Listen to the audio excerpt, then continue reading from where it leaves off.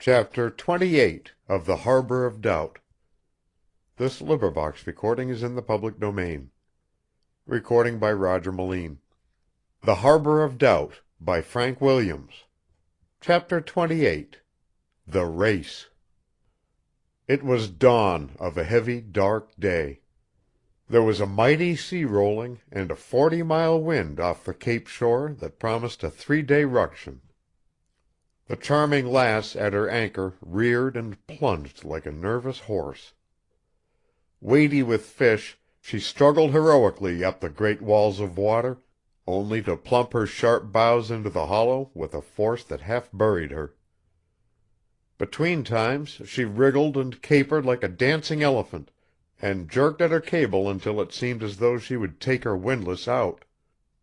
In the midst of all this, Code Schofield struggled aft and began hauling forth the mainsail that at the first edge of the bank had been relegated in favor of the triangular riding sail.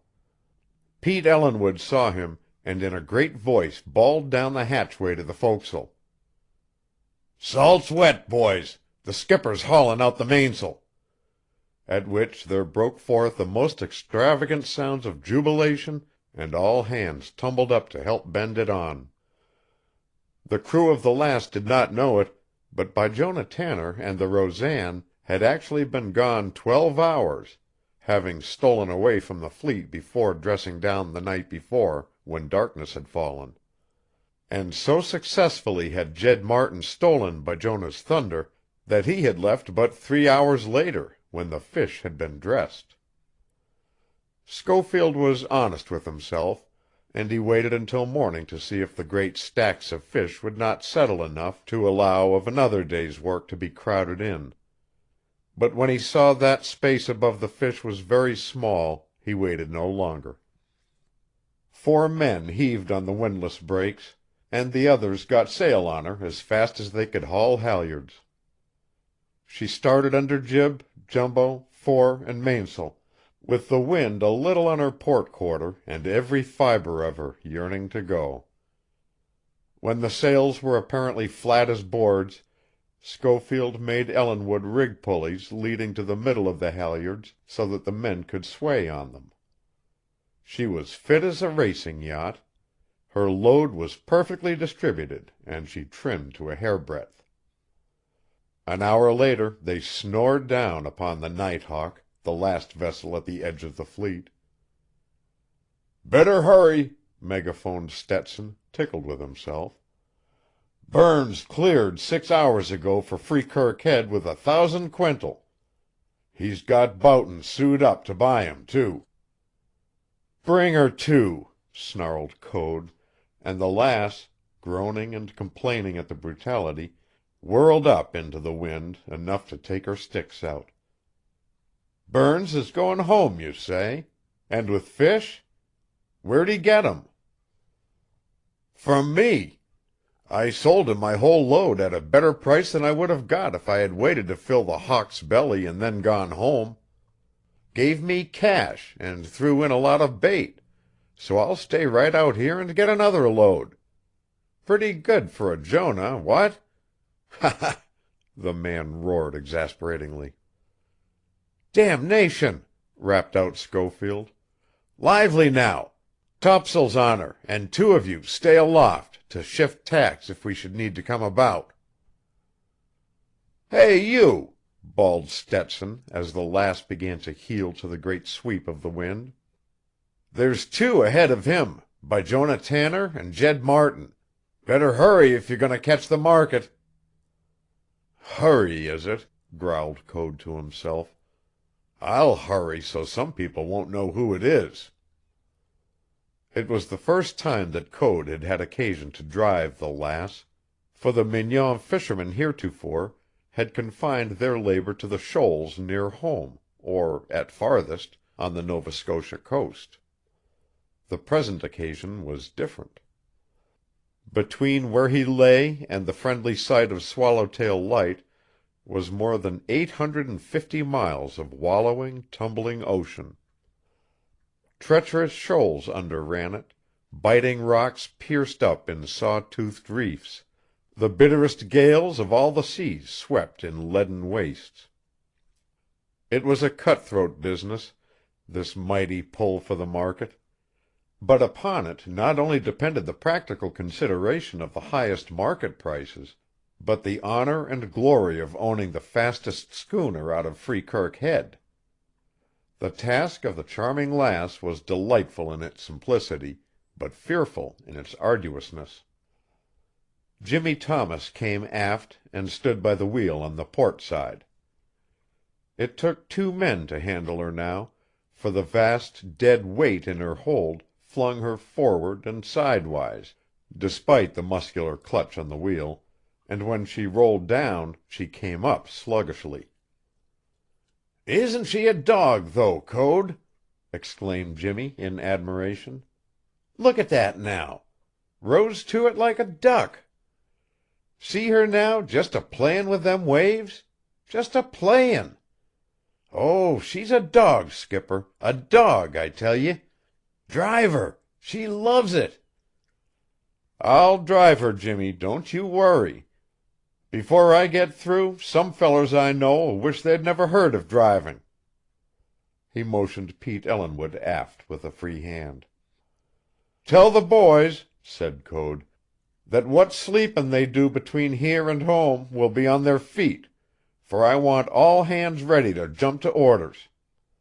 They can mug up all day and night, but let nobody get his boots off." "Aye, aye, sir," replied Pete involuntarily. This bright-eyed, firm-mouthed skipper was a different being from the cheerful, careless boy he had been familiar with for years. There was the ring of confidence and command in his voice that inspired respect. "Look out there! Jump for it!" The head of the Lass went down with a sickening swoop and the sound of thunder. A great gray and white wall boiled and raced over her bows. Ellinwood leaped for the weather rigging and the other 2 clutched the wheel as they stood waist deep in the surge that roared over the taffrail and to leeward. "Pass the lifelines, Pete," ordered Code, and all hands passed stout ropes from rigging to house to rail, forward and astern, so that there might be something to leap for when the Lass was boarded by a Niagara. Ellinwood got out 2 stout lines and made one fast around Code's waist, leading it to the starboard bitt. The other fastened Jimmy to the port bitt, so that if they were washed overboard they might be hauled back to safety and life again. "Looks like she was blowin' up a little," remarked Pete later in the day, as the Lass rolled down to her sheer poles in a sudden rain squall. "Better take in them topsails, hadn't ye, skipper?" "Take in nothing!" snapped Code across the cabin table. "Any canvas that comes off this vessel between here and Freekirk Head blows off, unless we have passed all those schooners ahead of us. Haven't raised any of 'em, have you?" "Not yet, skipper, but we ought to by night," said Ellinwood, as though he felt he was personally to blame. "But let me tell you something, skipper. It's all right to carry sail, but if you get your sticks ripped out, you won't be able to get anywhere at all." "If my sticks go, let 'em go. I'll take my medicine. But I'll tell you this much, Pete, that nobody is going to beat me home while I've got a stick to carry canvas, unless they have a better packet than the Charming Lass, which I know well they haven't." "That's the spirit, skipper," yelled Ellinwood, secretly pleased. There is no telling exactly what speed certain fishing schooners have made on their great drives from the Banks. Some men go so far as to claim that the old China tea clippers have lost their laurels both for daily runs and for passages up to 4,000 miles. One ambitious man hazards his opinion, and he is one who ought to know, that a fishing schooner has done her 18 knots or upward for numerous individual hours, for fishermen, even on record passages, fail to haul the logs sometimes for half a day at a time. Schofield, however, took occasion to have the log hauled for one especially squally mile, and the figures showed that the Lass had covered 15 knots in the hour, 17½ land miles. She was booming along now, seeming to leap from one great crest to the next, like a giant projectile driven by some irresistible force. She was canted at such an angle that her lee rail was invisible under the boiling white, and her deck planks seemed a part of the sea. The course was almost exactly southwest, and that first day the Lass roared down the Atlantic, passing the wide mouth of Cabot Strait that leads between Newfoundland and Nova Scotia into the Gulf of St. Lawrence. They passed one of the Quebec and Montreal liners, and took pleasure shooting the schooner under her flaring bows. The next morning at 7, 24 hours out, found them 350 miles on their course, but what was better than all, showed 3 sails ahead. Then did the crew of the Charming Lass rejoice, climbing into the spray-lashed rigging and yelling wildly against the tumult of the waters. Nor did the wind subside. It had gone to 45 miles an hour overnight, and in landlocked harbors the skippers of big steel passenger vessels shook their heads and refused to venture out into the gale. As well as could be judged, the Nettie B., Roseanne, and Herringbone were nearly on even terms 20 miles ahead, all with every stitch set and flying like leaves before a wind. "Bend on balloon jib!" snapped Schofield when he had considered the task before him. Pete ran joyfully to execute the order, but some of the men hesitated. "Up with her!" roared Pete, and up she went, a great concave hollow of white like the half of a pear. The Lass's head went down, and now, instead of attempting to go over the waves, she went through them without argument. Tons of divided water crashed down upon her decks and roared off over the rails. The men at the wheel were never less than knee-deep. The sheets strained, the timbers creaked, and the sails roared, and back of all were the wind and the North Atlantic in hot pursuit. By noon it could be seen that the 3 vessels ahead were commencing to come back, but with terrible slowness. Code, lashed in the weather rigging, studied them for more than an hour through his glasses. Then he leaped to the deck. "Hell's bells! No wonder we can't catch 'em. Burns has got staysails set, and I think Tanner has, too. Couldn't see Martin. Set staysails, all hands!" Under the driving of Ellinwood the staysail was set, and from then on the Charming Lass sailed on her side. At every roll her sheer poles were buried, and it seemed an open question whether she would ever come up or not. It was at this time that Tip O'Neill, a daring young buck of Freekirk Head, performed the highly dangerous feat of walking from her main to her forerigging along the weather run, which fact shows there was foothold on her uppermost side for a man crazy enough to desire it. That Ellinwood and the daring Jimmy Thomas were thoroughly in accord with Schofield's preposterous sail-carrying was a foregone conclusion. But others of the crew were not of the same mind. An hour more here or there seemed a small matter to them as compared to the chance of drowning and leaving a family unprotected and unprovided for. Schofield sensed this feeling immediately it had manifested itself, and he called his lieutenants to him. He wished to provide against interference. "How's the halyards aloft?" he commanded, and at this even those 2 daring souls stood aghast, for it meant that whatever the emergency no sail could be taken off the Charming Lass. With the end of the halyards aloft, no man could reach them in time to avert a catastrophe. "You're sure driving her, skipper," roared Pete, in amazed admiration. "Up them halyards go. Oh, Lord, but she's a dog, and she'll stand it." So up the halyards went, and with them went a warning that whoever jumped to loosen them would get a gaff hook in his breeches and be hauled down ignominiously.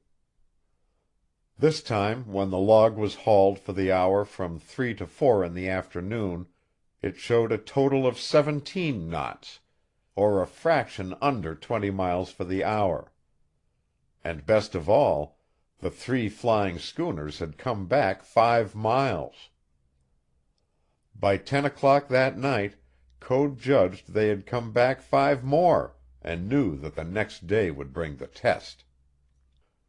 They were not in over deep water here, for the coast of Nova Scotia is extended for miles out under the sea in excellent fishing shoals and banks. At Artimon Bank they switched their course to westward, so as to pass inside of Sable Island and around Cape Sable in the shoalest water possible. Down across Western they roared, and almost to Le Havre before midnight came. Now, it is one thing to sail like the Flying Dutchman with the sun up and one's eyes to use, but it is another to career through the night without taking in a stitch of canvas, trusting to luck and the Providence that watches over fishermen that the compass is good and that no blundering coasters will get in the way. When dawn broke wild and dirty, the Charming Lass was reeling through the water less than a quarter of a mile astern of the Roseanne and the Herringbone. Through the murk, Code could see the Nettie B. 3 miles ahead. An hour, and she had drawn abreast of her 2 rivals. Another hour, and she had left them astern. Day had fully broken now, and Code, grinning over his shoulder at the defeated schooners, gave a cry of surprise. For no longer were there 2 only. Another, plunging through the mist, had come into view. Far back she was, but carrying a spread of canvas that gave indications enough of her speed. But Code spent little time looking back.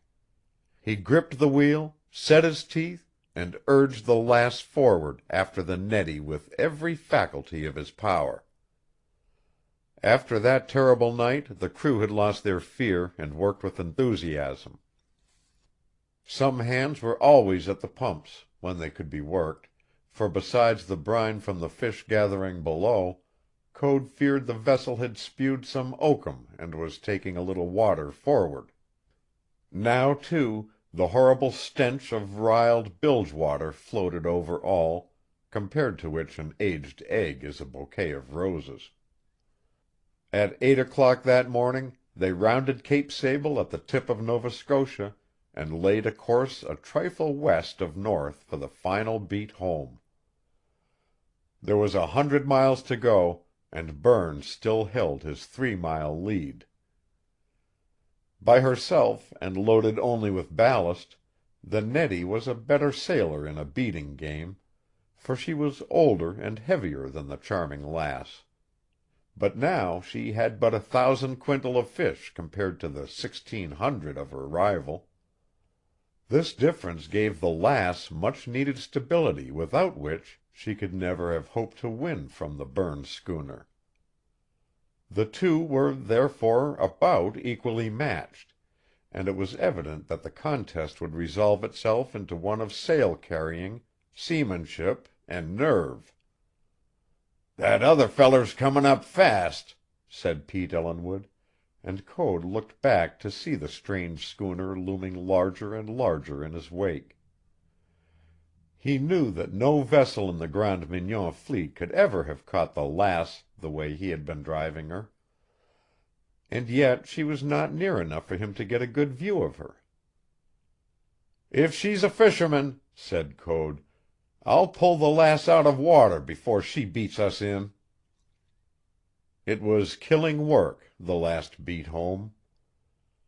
"Hard a lee!" would come the command, and some men would go down into the smother of the lee rail and haul in or slack away sheets, while others at the mastheads would shift top and staysail tacks.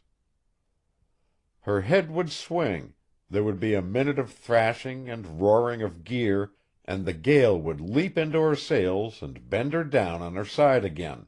Then away she would go. The station of those on deck was a good two-handed grip on the ring bolts under the weather rail, where, so great was the slope of the deck, they clung desperately for fear of sliding down and into the swirling torrent. Hour after hour the Nettie and the Lass fought it out, and hour after hour the gale increased. Hurricane warnings had been issued all along the coast, and not a vessel ventured out, but these staunch fishing vessels cared not a whit. It was evident, however, that something must give. Human ingenuity had not constructed a vessel that could stand such driving. Even Pete Ellinwood began to lose his heartiness as the Lass went down and stayed down longer with each vicious squall. "Shut up, Pete," said Code, when the mate started to speak. "No sails comes off but what blows off, and while there's all sail on the Nettie, I carry all sail if I heave her down for it. Watch him, he'll break. Burns is yellow." The words were a prophecy. He had hardly uttered them when down came the great balloon jib of the Nettie B. At once the Lass began to gain in great leaps and bounds. They were 50 miles from home, and 2 miles only separated them. But fortune had not finished with Code. Half an hour later there came a great sound of tearing, like the volley of small arms, and the Lass's balloon jib ripped loose and soared to heaven like some gigantic wounded bird. "Let it go, curse it!" growled Code. "Anyway, I didn't take it down." The loss of her big jib was the only thing that saved the Lass from being hove down completely, for 2 hours later the gale had reached its height, and she was laboring like a drunken man under her staysail, topsail, and 4 lowers. 20 miles from home and the 2 schooners were abreast, tacking together on the long leeward reaches and the short windward ones, as they made across the Bay of Fundy. "Look at her coming like a racehorse!" cried Ellinwood again, and this time Code recognized the vessel that was pursuing them. It was the mystery schooner, and in all his life at sea Code had never seen a ship fly as that one was flying then. "Wonder what she's up to now?" he asked vaguely. But he gave no further thought to the matter, for the Nettie B. claimed all his attention.